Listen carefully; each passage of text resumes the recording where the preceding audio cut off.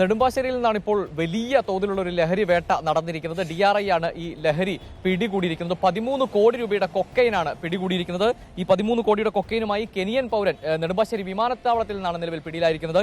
ഇതിൽ ഈ മദ്യക്കുപ്പിയിൽ കലർത്തിയ നിലയിലായിരുന്നു 1100 ഗ്രാം കൊക്കൈൻ ഉണ്ടായിരുന്നത്.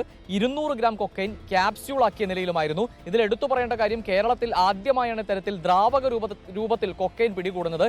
മദ്യക്കുപ്പയിൽ നിന്നും മദ്യം ഒഴിവാക്കിയ ശേഷം ഒരു ദ്രാവകത്തിൽ കലർത്തി കൊക്കൈൻ ഈ കുപ്പിയിലാക്കിയിരിക്കുകയായിരുന്നു. ഈ നിലയിലുള്ള ഒരു ലഹരി വേട്ട ഇതാദ്യമായാണ് കേരളത്തിൽ എന്നും DRIയിൽ നിന്നും ഇപ്പോൾ മനസ്സിലാക്കാൻ സാധിക്കുന്നുണ്ട്.